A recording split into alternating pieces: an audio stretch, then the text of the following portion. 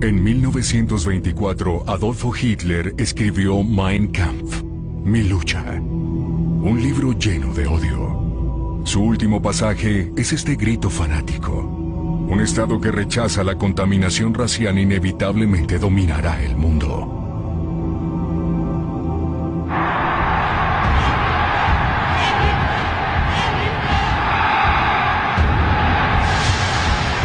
Adolfo Hitler nació el 20 de abril de 1889 y se suicidó el 30 de abril de 1945.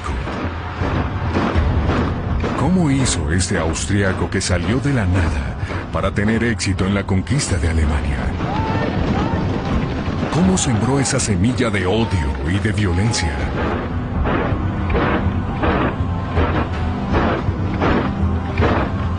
¿Y cómo Hitler y los nazis arrastraron al mundo hacia un apocalipsis?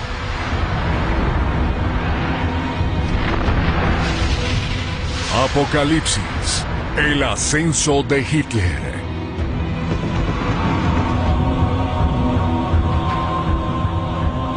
¿Cómo fue posible el fenómeno de Hitler?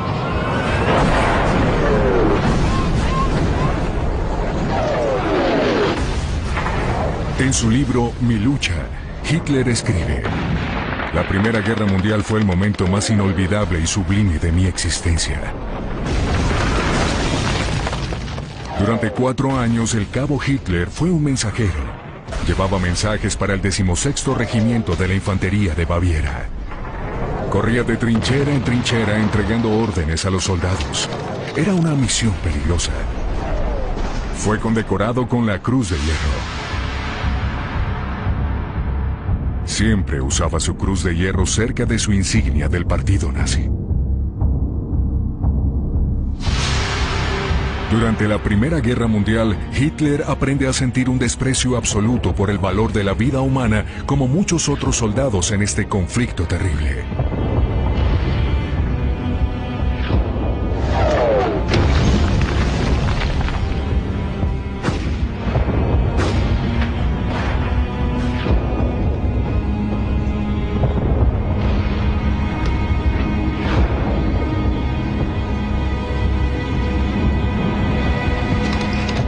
Hitler se convierte gradualmente en un nacionalista fanático.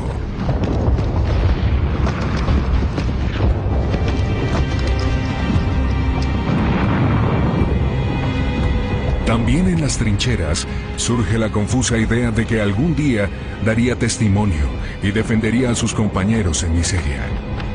En otras palabras, incursionó en la política. Hitler siempre supo cómo explotar su camaradería con sus compañeros veteranos de guerra, como lo haría 15 años después en este discurso a los trabajadores en la fábrica de Siemens. Volksgenossen und Genossinnen, meine deutschen Arbeiter, ich bin aus euch selbst herausgewachsen, bin einst selbst unter euch gestanden, bin in 4,5 Jahren Krieg wieder mitten unter euch gewesen und habe mich dann durch Fleiß, durch Lernen und ich kann sagen durch Hungern langsam emporgearbeitet. In meinem innersten Wesen bin ich immer das geblieben, was ich vorher war. Una sucesión de acontecimientos acentuaron su compromiso político. Durante la noche del 13 de octubre de 1918, un ataque con gas lo dejó temporalmente ciego. Fue evacuado a un hospital de campaña y luego llevado a Alemania. Mientras tanto, en el frente, los alemanes son derrotados y muchos son hechos prisioneros.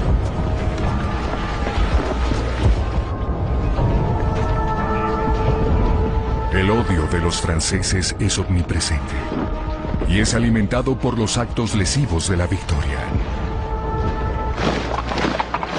Prisioneros, los soldados del Kaiser y el emperador alemán Guillermo II tratan de mantener su dignidad mientras marchan por los mismos poblados de Francia y Bélgica que asolaron en los últimos años. El resto del ejército alemán comienza su retirada. estos soldados conservarán la amargura de una derrota que es interpretada por la extrema derecha como causada por elementos antipatriotas de Alemania, aquellos que negociaron con el enemigo. En este momento se produce un evento en la vida de Hitler que siempre se considerará un punto de inflexión.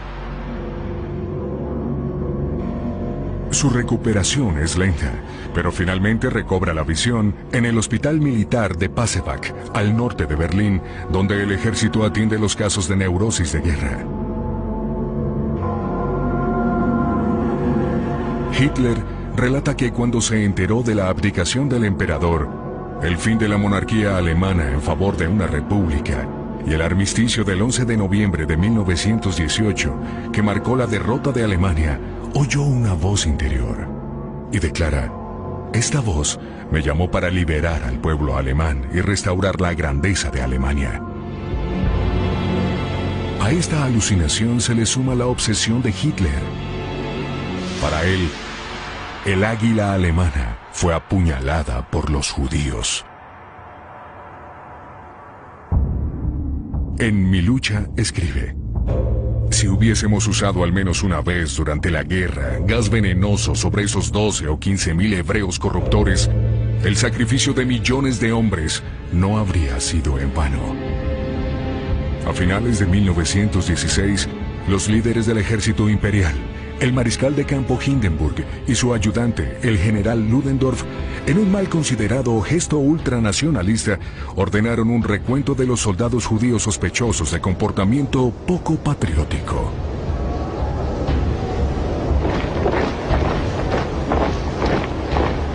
El antisemitismo se remonta siglos atrás y no conoce fronteras. Perseguidos por el destino a lo largo de la historia, los judíos, fuesen pobres que vivían en guetos o burgueses, se convirtieron en chivos expiatorios en momentos de crisis.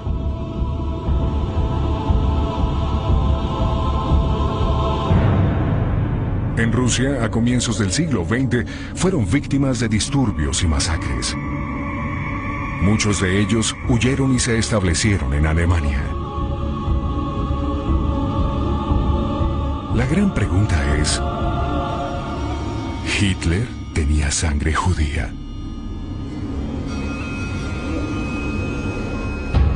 Uno de los secretos más celosamente guardados del régimen nazi es que él fue incapaz de demostrar lo contrario. No sabía quién era uno de sus abuelos. La identidad de su padre se desconoce. La abuela de Hitler se casó con un molinero, Johann Hitler, quien reconoció a su hijo y le dio su apellido. De acuerdo con la ley nazi, Hitler no cumplía con la llamada protección de sangre, criterios impuestos a los alemanes que para evitar la persecución debían probar que ninguno de sus abuelos era judío. Hitler no pudo probar que no era de sangre judía en términos nazis. El 20 de abril de 1889, Adolfo Hitler nace en el seno de una familia católica en lo que entonces hacía parte del Imperio Austrohúngaro, en Braunau am Inn, una pequeña población en la frontera con el Imperio Alemán. Su padre era un oficial de aduanas, un viudo que se volvió a casar con su prima mucho más joven. Una unión por conveniencia. Durante la infancia de Hitler, la familia se trasladaba con frecuencia debido a los cambios de asignación de su padre a lo largo de la frontera. A los 8 años era monaguillo en este monasterio. Cantaba y admiraba el sentido de sacrificio de los sacerdotes en su misión. Nota una extraña cruz en el remate frontal del monasterio. Semejaba la esvástica, que se convertiría en el emblema nazi. Hitler siempre recordaría la cruz del monasterio como si fuera un presagio de su destino.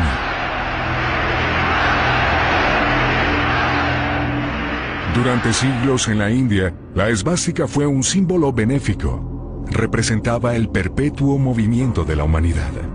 Los nazis desviaron su interpretación y la convirtieron en un símbolo de la raza aria, una raza mítica de los individuos altos de ojos azules a la que Hitler añadiría un casco.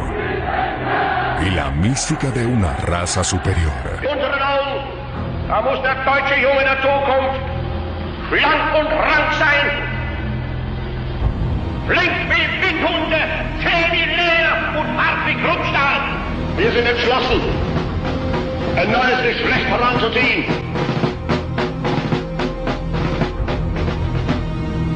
Al crecer, Hitler no correspondía a este ideal.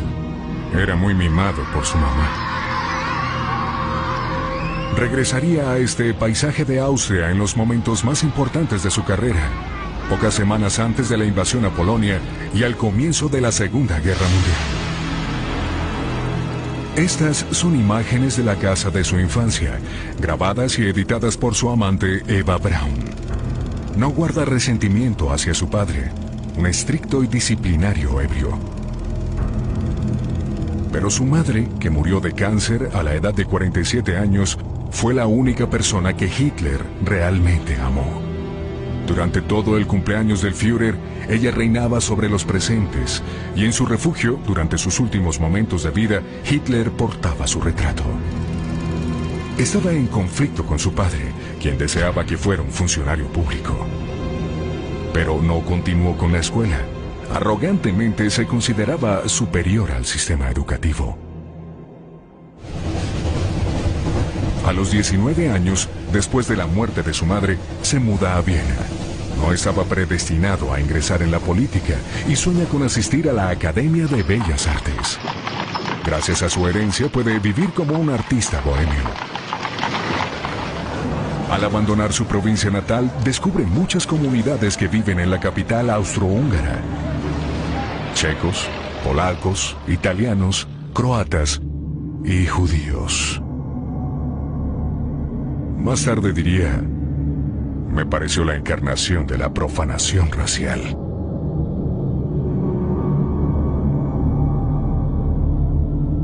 Intentó ingresar a la Escuela de Bellas Artes, pero apenas se preparó, y a pesar de su gran ambición, no fue admitido. El periodo que sigue después es muy difícil. Es la época anterior a la Gran Guerra. Vive en una casa de huéspedes para hombres y sobrevive copiando tarjetas postales para turistas. Con el poco dinero que gana, asiste a la ópera para escuchar Wagner, que como un amigo diría, produce un trance en Hitler. Hitler, cuya vida cotidiana es mediocre en el mejor de los casos, sueña con los héroes de estas leyendas germánicas. Una de sus óperas favoritas es Rienzi, en la que un joven guerrero asume la misión de salvar a su pueblo.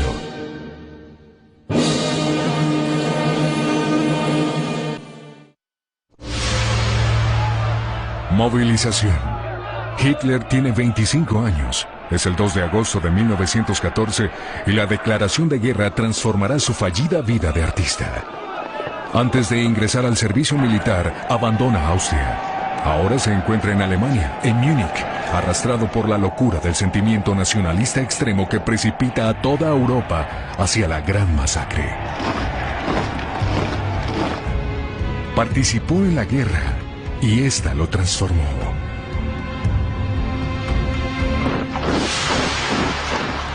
Después de 4 años con su regimiento, vuelve a Múnich, en Alemania, durante la agonía de la revolución. Hitler tiene 30 años. Un periodo decisivo se abre ante él. Por encima de todo quiere permanecer en el ejército, que garantiza el orden y la estabilidad del nuevo régimen del presidente socialdemócrata Ebert Friedrich. La joven república debe tratar con el movimiento marxista revolucionario que trata de tomarse el poder, como lo hicieron los bolcheviques en Rusia 2 años antes. El ejército los aplasta con la ayuda de nacionalistas voluntarios, los Freikorps, un movimiento naciente que serían los futuros nazis. Hitler sirve en el ejército con gran celo. Su objetivo primordial es mantener un techo sobre su cabeza y mantener a su equipo, para lo cual nada lo detendrá. se convierte en un provocador, un informante, denunciando a los compañeros sospechosos de ser comunistas. Sus superiores, cuyas funciones incluyen el control de la población mediante la lucha contra las ideas comunistas, toman nota de su fervor antirrevolucionario y le encomiendan una misión: la reeducación política de los soldados alemanes y de los prisioneros de guerra. Las notas de los comandantes de Hitler dicen: es un orador nato. Su fanatismo y su populismo cautiva a los oyentes, obliga a los demás a pensar como él. Hitler dijo: en ese momento comprendí que sabía hablar. Desde sus inicios, Hitler supo despertar fervor y alimentar lo que sus oyentes querían escuchar. En 1919, denuncia la vergüenza nacional del Tratado de Versalles.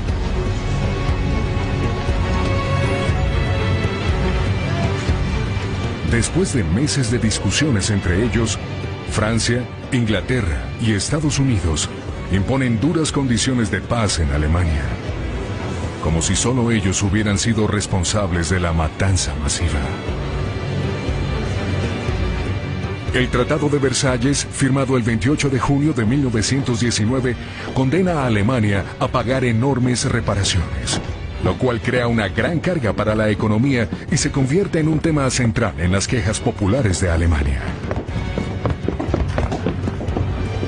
Alemania también ve el 13% de sus territorios y una décima parte de su población amputada. Alsacia y Lorena, una vez más, son francesas, y la orilla izquierda del río Rin es desmilitarizada. Una película alemana de la época registra la pérdida del territorio nacional. Lo peor es la separación de Prusia Oriental de Alemania para reconstruir Polonia, dividida en el siglo XVIII, y que le daba acceso al mar. El corredor polaco sería el tema que en última instancia conduciría a la Segunda Guerra Mundial. Para muchos alemanes, las condiciones de los aliados para que las fuerzas paramilitares antirrevolucionarias se desarmaran añade sal a la herida. Atestiguan la destrucción de sus submarinos,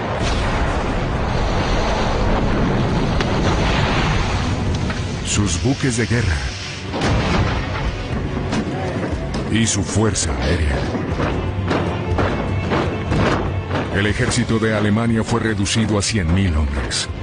Hitler, contra su voluntad, se desmoviliza de la región de Baviera, que está en revueltas, y es donde más proliferan grupos extremistas de derecha.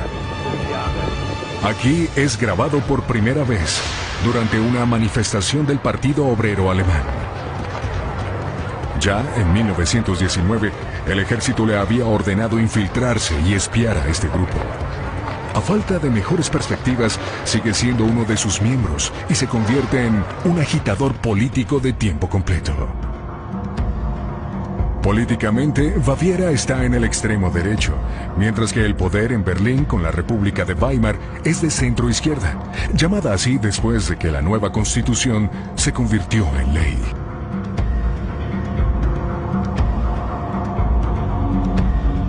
Hitler se transformó en el intransigente de Baviera, el atacante de los criminales de noviembre, los firmantes del armisticio y del Tratado de Versalles. Esos sentimientos eran compartidos por el ejército, sobre todo por los veteranos de guerra que se reunían en las cervecerías de Múnich. Una de ellas era la Burger Brau Keller, donde el 13 de agosto de 1926 Hitler hace su debut político con una conferencia titulada ¿Por qué somos antisemitas? Para Hitler es la respuesta. Más allá de su visceral odio hacia los judíos, desde la derrota de los alemanes, el antisemitismo es la mejor estrategia para atraer a los militares nacionalistas. Hitler anima a los radicales de su pequeño grupo de extrema derecha. Lo hacen su líder y le compran un auto, evidencia de su importancia. Hitler cambia el nombre del partido. Asociación de Términos Nacionales y Socialismo. Su meta es crear una atracción más amplia para mostrar su postura anticapitalista. El Partido Nacional Obrero ahora se llamará el Partido Nacional Socialista de Trabajadores Alemanes, el futuro partido nazi. En su pequeña oficina, en una cervecería de Múnich, diseña el emblema de su partido. Escribió en su libro Mi lucha: después de innumerables intentos, opté por una bandera roja para mostrar la dimensión social de nuestro movimiento, con un círculo blanco que representa nuestro nacionalismo, y la esvástica, símbolo de la raza aria, el eterno antisemita. Para proteger sus reuniones, crea las SA, una unidad de asalto. Una pequeña milicia cuyos uniformes obtiene en un depósito de la antigua aduana de la monarquía austrohúngara. Su radicalismo aumenta la membresía del partido de 2.000 a 20.000 miembros. Tiene mucho éxito gracias a la ayuda de una secta racista, la Sociedad Thule, nombre de un legendario reino nórdico. Sus miembros financian un periódico con fondos de origen dudoso. Esta publicación se convierte en el periódico oficial del partido nazi con un nuevo título: Völkischer Beobachter, el racista observador del pueblo. Su editor, Alfred Rosenberg, es un miembro de la Sociedad Thule y actúa como teórico del antisemitismo. Será un importante inspirador de la Shoah.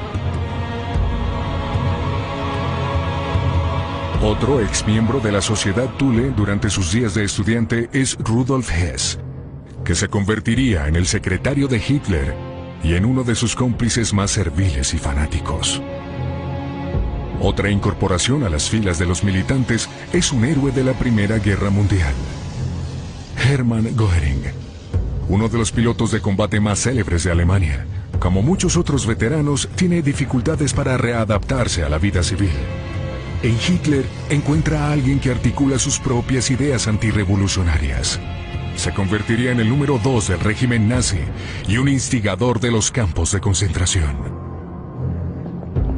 En 1922, en una marcha política, Hitler ubica a Göring cerca al general Ludendorff, todavía con su casco de punta, para mostrar a los veteranos que su jefe en tiempo de guerra apoyaba a los nazis. Ludendorff, uno de los hombres más responsables de la prolongación de la guerra, está convencido de que los políticos les negaron la victoria. Esta teoría es compartida por muchos generales alemanes. La adhesión de Ludendorff a las ideas nacionalistas le abre nuevas perspectivas a Hitler. Todo parece posible. En Italia, el partido fascista de extrema derecha liderado por Benito Mussolini ha tomado el poder.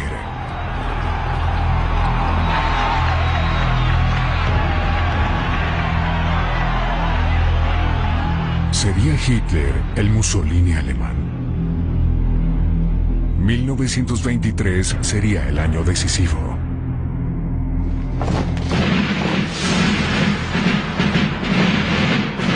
...11 de enero de 1923.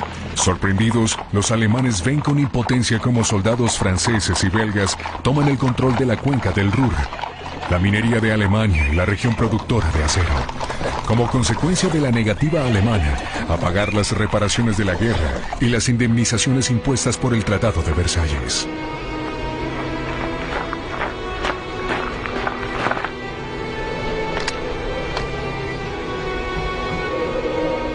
Los franceses y los belgas toman el pago directamente en forma de carbón.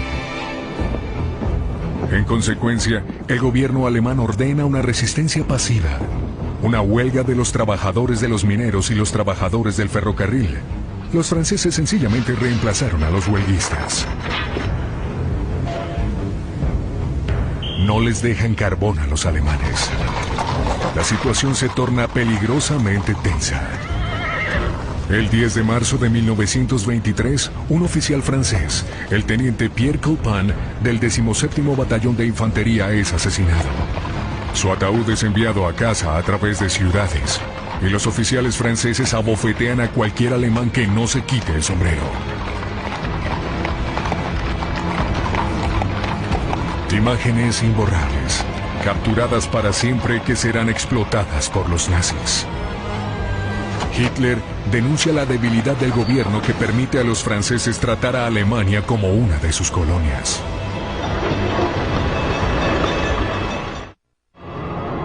Los alemanes tienen frío. Los alemanes están hambrientos.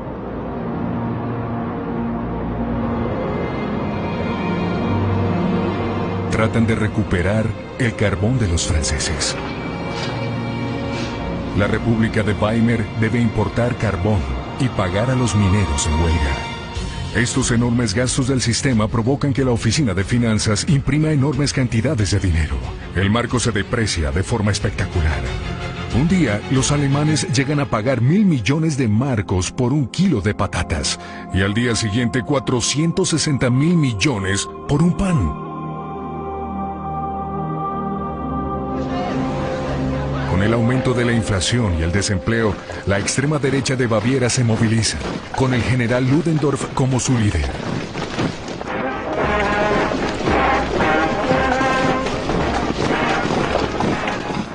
Gracias a él, Hitler se las arregla para unir a todos los grupos de veteranos inconformes por la derrota. Quiere intentar un golpe de Estado. Marchan hacia Múnich y luego hacia Berlín.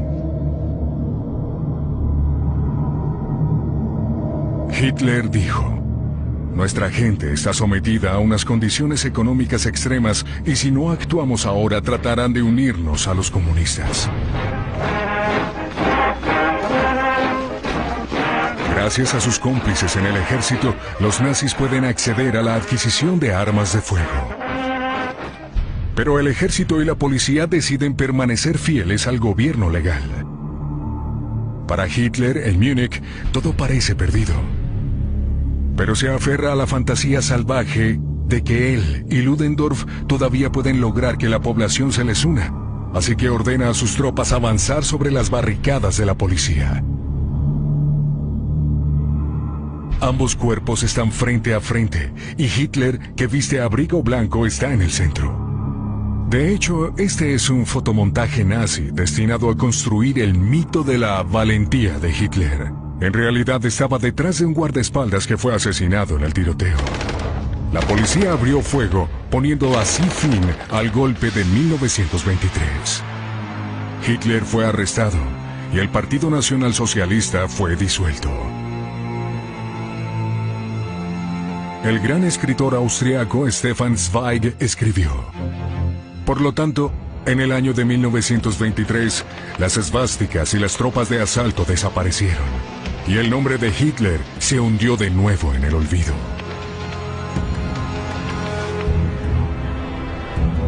Tres meses después de su detención, se realizó el juicio a los golpistas en Múnich. Hitler fue acusado de alta traición, delito castigado con la pena de muerte. Ludendorff, que ni siquiera estuvo en prisión, llegó al juicio en un auto de lujo con sus abogados. Fue liberado sin problema por respeto a su pasado glorioso y porque seguía teniendo influencia en el partido. Fue absuelto. Hitler, que amenazó con quitarse la vida, se dio cuenta que el tribunal no era tan hostil como él pensaba, y basado en su talento oratorio, lanzó su habitual y feroz discurso contra el gobierno y los judíos. El juicio se convierte en un púlpito inesperado. Los jueces sienten cada vez más simpatía por él y el público se atropella para entrar. Como resultado, el veredicto resulta ser menos grave de lo que Hitler temía. Es condenado a 5 años en una celda relativamente cómoda y con vista al campo.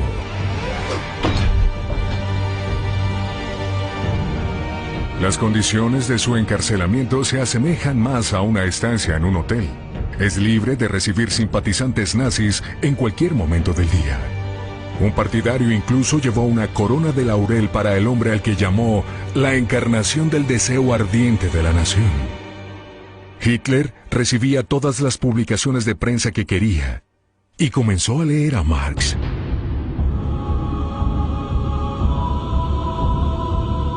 Rudolf Hess, condenado a 15 meses por su papel en el golpe de Estado, tiene la celda vecina y se une al pequeño grupo que esencialmente discute las luchas internas entre los partidos de derecha que se destrozan entre sí. El retorno de Hitler es cada vez más una necesidad. Sus cómplices en el exterior diseñan una estrategia para adelantar su liberación. Hitler se da cuenta que pronto será liberado y siente la necesidad de exponer su singular punto de vista y sus principios políticos. Los periodistas nazis se apresuran a publicar su manuscrito. Hitler quiere que el libro se llame 4 años y medio de lucha contra mentiras, estupidez y cobardía. Sin embargo, este título se considera demasiado largo y se cambia a Mein Kampf, mi lucha. Contiene la visión que tiene Hitler del mundo y los nazis lo convertirían en su Biblia. Se transcribe como las Sagradas Escrituras y es comparado con los grandes manuscritos medievales. Hitler despotrica acerca de la lucha de la raza superior, alta, rubia, la raza aria germánica, la conquista necesaria de su espacio de vida, la erradicación del comunismo y el aplastamiento de Francia y de los judíos que a los ojos de Hitler ni siquiera pertenecen a la especie humana. En esa época, muchos lectores juzgaron el libro como un desvarío, y fue un error fatal. Por el contrario, debieron leerlo cuidadosamente y haberlo tomado en serio, ya que contiene la raíz de la muerte de millones de seres humanos. Hitler fue liberado de prisión el 20 de diciembre de 1924 por buena conducta. Ahora, sueña que es el sucesor de los grandes fundadores de la nación alemana, como Bismarck. Dijo: mi estadía en prisión me brindó confianza, optimismo y la creencia de que nada me puede alterar de nuevo. Pero su incursión en el desierto político era solo el comienzo. Mi lucha es un fracaso. Apenas se venden 20,000 copias.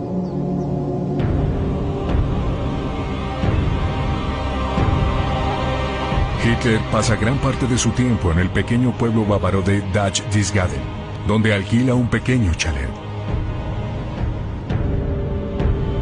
Escribe el segundo volumen de Mi lucha. Se trata fundamentalmente de su proyecto de expandir el espacio de vida de Alemania en Rusia. Las ventas del libro son normales hasta que toma el poder en 1933. Cuando Hitler toma el poder, Mi lucha será casi de lectura obligatoria. El Estado alemán lo ofrece a las parejas como regalo de bodas. Si no estaba en su biblioteca, podía ser denunciado por traidor. Por las buenas o por las malas, Mi lucha es vendido y traducido a innumerables idiomas. Los pagos de regalías son astronómicos. Hitler se convierte en un hombre muy adinerado. El 27 de febrero de 1925, Hitler hace su reaparición política en la sala de la famosa cervecería de Múnich, donde lanzó el golpe de Estado, reafirmando su liderazgo en el partido nazi.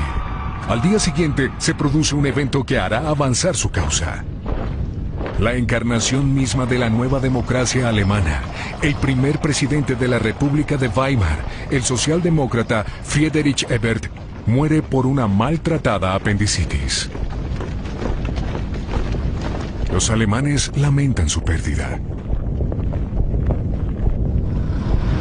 Ahora deben elegir un nuevo presidente, y la esvástica hace su reaparición durante la campaña política. La prohibición del partido nazi había sido recientemente levantada, pues ya no se consideraba peligroso. De hecho, Ludendorff, el candidato de los partidos de extrema derecha, obtiene apenas el 1% de los votos. El fracaso de Ludendorff es lo que Hitler deseaba en secreto, ya que se trataba de su principal rival y apenas se le ayudó en su campaña. Revelando su instinto político, dijo: dimos el golpe final. El hombre que los alemanes eligen es el comandante de la Primera Gran Guerra, el mariscal von Hindenburg.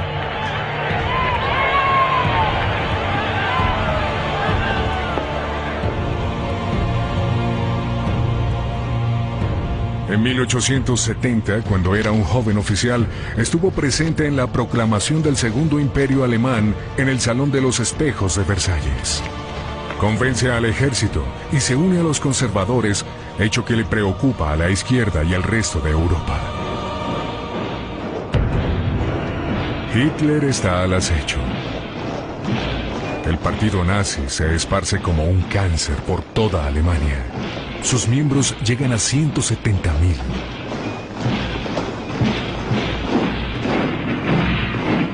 Hitler transforma sus tropas de asalto en un verdadero ejército privado. Son cada vez más jóvenes. Pero que nadie se equivoque, estas hordas paramilitares están compuestas de brutales fanáticos, asesinos. Su nuevo uniforme recibe el apodo de los camisas pardas. Una imitación de los camisas negras de Mussolini, quien algunos años antes entró con mucho éxito en Roma. ¡Fascista o fascista! Otro de los símbolos tomados de Mussolini es el saludo romano, el brazo extendido acompañado de un grito gutural. En el caso de Mussolini era ¡Viva il Duce! Con Hitler se convirtió en Heil Hitler, o Larga Vida a Hitler. El uniforme de las SA es creado por un selecto grupo de diseñadores alemanes. Entre los fabricantes de Stuttgart está el diseñador Hugo Boss, quien promovió su campaña de adhesión.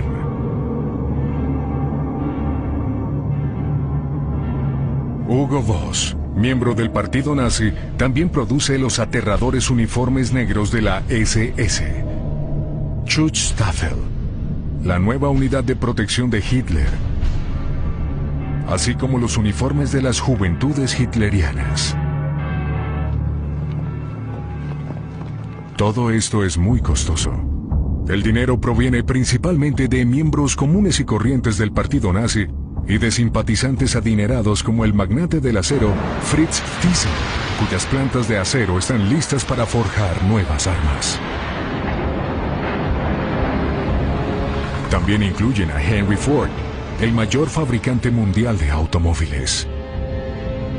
El antisemita Henry Ford apoyaría firmemente a los nazis. Sería el primer extranjero que los nazis condecoraron con la Orden del Águila Alemana. En 1927, Hitler escoge Nuremberg, un bastión nazi y una ciudad medieval de gran importancia histórica que tiene un encanto wagneriano que manifiesta su relación con los caudillos germanos de la Edad Media.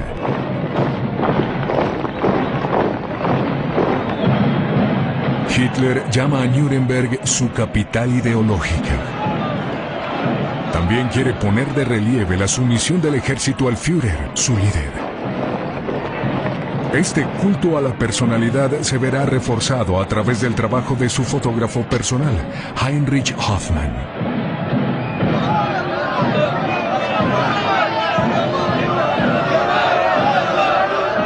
Siempre en el centro de eventos, un nazi desde el comienzo, un virtuoso de la Leica, aparece siempre cerca a su amo.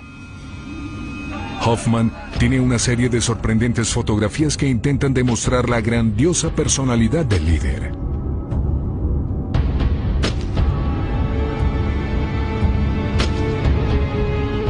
Para cautivar a las votantes femeninas, logran que los nazis puedan captar sus preferencias.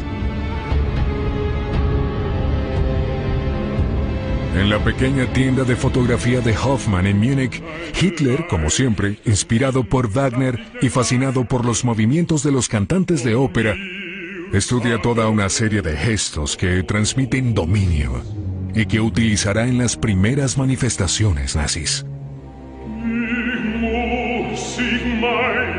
Hitler dijo: las masas son femeninas y estúpidas. La emoción y el odio solo pueden mantenerlas bajo control.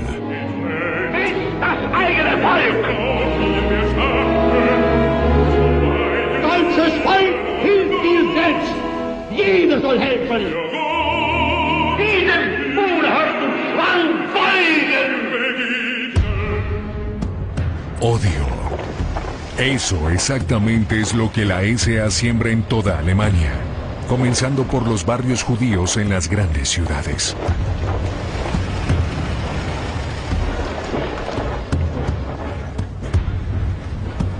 En lo que aún era una sociedad pacífica, Stefan Zweig, testigo del nacimiento de la violencia, escribió: ese fue el método fascista, pero al estilo alemán, aplicado con precisión militar. Con un solo silbato, la SA salta de los camiones con la velocidad de un rayo.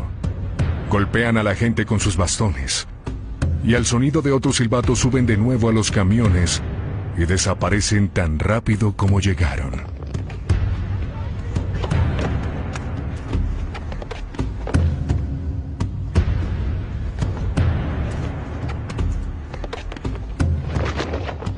La intimidación y el terror producen resultados dispersos. En 1928, en las elecciones legislativas de Alemania, los nazis obtienen solo el 2.6% de los votos, menos de 1 millón de ellos. Los comunistas obtienen 3 veces más. El Partido Central 4 millones y el de derecha 5 millones. Los socialdemócratas están a la cabeza con 10 millones de votos. Sin embargo, en el Reichstag, el Parlamento de Berlín, este 2.6% de los votos, principalmente de las zonas rurales, se traduce en 12 nuevos diputados nazis. Crean un gran impacto, ya que todos visten el uniforme de la SA. Entre ellos, Hermann Göring, que hace su reaparición. Herido en el bajo vientre durante el golpe de Estado, ha ganado mucho peso y se convirtió en adicto a la morfina. Por último, ocurre la gran entrada de Joseph Goebbels en la política, que corresponde a una máxima formulada por Nietzsche en el siglo anterior. El fanatismo es la única forma para que la fuerza de voluntad del débil e irresoluto pueda ascender.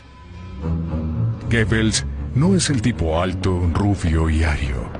Es bajo, cojo y sufre de complejo de inferioridad desde la infancia debido a su pie deforme. Sin embargo, su diabólica astucia compensa estas desventajas. Es un rebelde contra la sociedad que coqueteaba con el marxismo hasta el encuentro decisivo de su vida con Adolfo Hitler. Goebbels vio la luz. Al negarse a publicar sus manuscritos, los judíos le habían impedido convertirse en un gran escritor y los comunistas eran responsables del caos en la sociedad. Dijo alguna vez: entramos en el Reichstag como lobos en el redil de las ovejas. Pero era imposible en este momento, tanto para el público como para los diputados, comprender el significado de esta declaración. La opinión del público en general de los nazis se expresa en el periódico Frankfurter Zeitung. Hitler no tiene ideas o pensamientos coherentes. Hitler es un loco peligroso. Llegó a este punto siguiendo a la letra la ideología de guerra, la interpretación de una manera primitiva, como si viviéramos en tiempos de las invasiones bárbaras que provocaron la caída del Imperio Romano.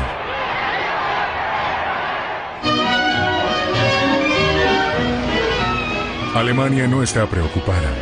Se necesitaría de una gran catástrofe para que Hitler tuviera algún futuro en la política.